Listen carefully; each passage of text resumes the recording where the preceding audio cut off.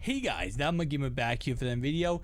Guys, today we're taking a look at the auction house. How has it gone up and down since MUT 22 has come out, and what can we take away from the auction house right now? Well, starting off right away, let's go ahead and take a look at some of the market gainers and the market decliners, according to MUT.gg.com. Oh, sorry, not MUT.gg. I always want to say .com, but it's just MUT.gg. So starting off right away, we have some power-ups that have gone up and some power-ups have gone down. Starting off with the decliners, we have Josh Allen at the very top of the list, which he was around 25,000 coins about 2 weeks ago, and now he is all the way down to a week ago, and now he's down to around 14,000 coins. He has come down in value. Now, one thing I will tell you about these power-ups is that they fluctuate based on who gets a brand new card. So for example, if the season starts and we see a brand new Josh Allen card that's like a 85, 87 overall, his power up will skyrocket up in value, and same concept applies to any single power up in the game. So when it comes to power ups, they are a really tricky situation. They are based on exactly what happens in game. So if a card gets a new card, the player gets a new card, they will go ahead and skyrocket up in value. George Kittle is a good example of that. As we saw, he was around 5,000 coins before it was announced that that there would be a season 1 award, 91 overall George Kittle. He was like 5K. Bam, that gets announced. He's up to like 20 some odd. Oh, actually right now 34 odd K. So again, like I said, just absolutely skyrocketing when new cards come out. And again, right now, as you guys can see, most of this is just filling the auction house with, filling up these both sides with just power up cards. Now, Isaiah Simons and a lot of other gold cards that were high priced will start coming down in value. And I said this before, I said it again in my video.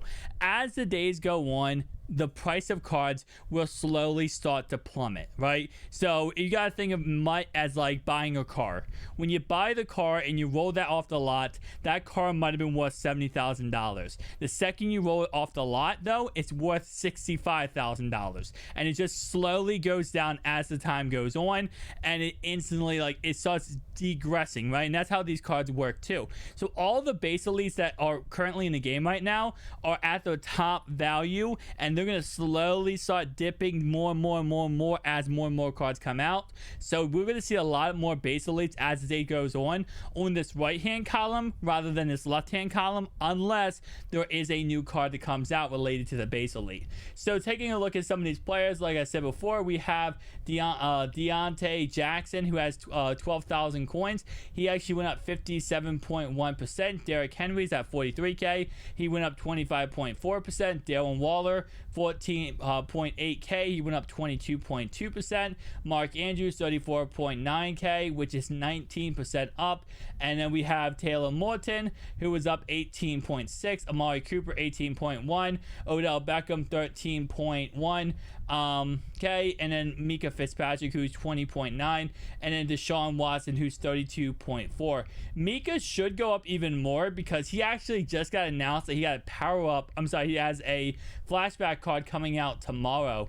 So we should see his price go a tad bit more up as tomorrow does roll around, and we should see his card, a lot more people going ahead and buying his power-up card because he is a very popular player. So right now, according to MUT.gg, we have his price tag buy now at 20,000 coins. As you guys can see, this is exactly what I'm talking about. He is right now 20K. He was at around 4,000 coins. He instantly gets a new card, and then his power up skyrockets. Guys, I'm gonna tell you this right now and just make this as plain and simple as possible. There is an investment way to make coins, or make coins by investing right now in this game, but it's gonna be a little bit on the more risky side, okay? Any day now, any second, EA Sports could bring back training priority packs. Training priority packs would absolutely destroy the market of power-up cards. But until they do that, which I personally do not think they won't, I don't think they will do it for a very long time, you can actually invest in these power-up cards. It's a risky market, but it is a market that could pay off big times and a lot in return. Now, you got to keep in mind, though, you got to think about this as like you gotta think about this with the promos that are coming out. So we know Football Outsiders coming out, we know Team of the Week is coming out, we already have legends in the game, we know flashback heavyweights are coming out, we also know veterans are coming out, we know the Sinister series is coming out, we know that Team Diamonds are coming out sometime soon. All of these promos will go ahead, and if any of these cards that have power-ups do go ahead and get brand new cards, they will absolutely flourish in value and skyrocket triple, if not quadruple. But the thing is about these power-ups, like I said before, is that they are very risky business. Now, what you want to do with power-ups is, I'm not saying go out there and buy 101 power-up or any power-up in the game, but I will say that if you do have power-up cards, right now the goal is, unless they're going like you have the really skyrocketing up value right now, hold on to your power-up cards. Whether you have a Josh Allen or you have one of these other power-ups that are really a popular player, the goal right now is just to hold on to your power-ups. Don't do anything with them. If you pull them out of packs, just keep them in your binder. Don't sell them, because you don't know what's going to happen when a brand new card comes out.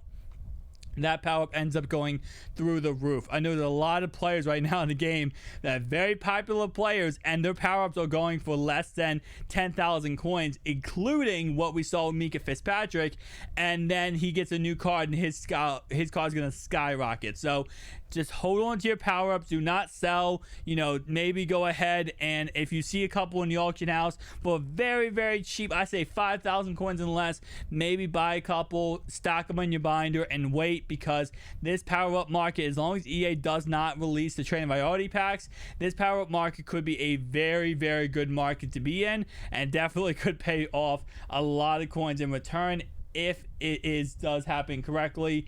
That, like I said before, that whenever a player gets a new card. So the same concept applies to all these cards, all these power-ups on this list. It's pretty much either people think they're getting a new card soon, or we've already seen a new card announced. I don't know what Michael Thomas. Let's look at Michael Thomas real fast. I know Michael Thomas did go ahead. He's getting a new card sometime very soon. He hasn't yet though. Actually, no, he got the 87 overall, I think, but that was with the what's called the limited time offer. But I think he's getting 89 overall card with the Superstar promo. I think it's like week 2 or something. Let me see. Michael Thomas. Where is? Interesting. Okay, let me see if I can search him up real fast. Let me type in Michael Thomas. Let me type in Thomas. Let's see what we got here. I think he has an 80. Oh no. Okay, so his Superstar card in Mutt.gg is actually in the game right now. Oh, it is in the game. Yeah, I'm being stupid right now. All right, so let's see what his power up actually went up in value. So his power up is 1,500 coins. How much was it before he had a card? So once he got a card announced, it went up to 5,000 coins, and then it plummeted right back down to 1,500. It was always around like 3,000 coins, but it did plummet once he did go ahead and get that card announced, and then of course after that it just plummeted. So that's another thing I will say, that this is why it's a very risky investment. And like I said, I'm not telling you in any way to go out there and buy 101 card or really invest in these power-up cards, but what I will say is the fact that some of these power-up cards, they will skyrocket in price and some of them will plummet. But that's another thing I want to talk about, is when do you sell your power-up cards? Because a lot of people want to sell the power-up cards once a card comes out, like, oh my god, I'm gonna wait for this card to drop and then sell my power-up cards. That's not when you want to sell anything in Madden. You never sell in Madden when something actually drops. When something drops is when it's over, okay? You sell when the hype is real. Once a card gets announced, so let's say tomorrow, let's say the next day, right, there is a new card announced. Oh my god, this is a brand new card in the game, right? New Josh Allen, 90 overall. You sell your power-up Josh Allen the night before that 90 overall Josh Allen gets released. You do not sell it the same day that he gets released, because his card will plummet a little bit, if not a lot, the day of release, rather than, again, go ahead and sell it the day before when everyone is flooding the auction house right there. Because this is just something that I don't know why, but Madden players do a lot, is whenever a card gets announced, people will just start spending all their coins buying every power up possible off the auction house in the idea that they think that this card is going to get 7, 8, 9 times the coins back just because it's a brand new card out, and they end up losing coins. So don't be the guy who loses coins. Go ahead and sell the night before when everyone is buying every card off the auction block for crazy prices.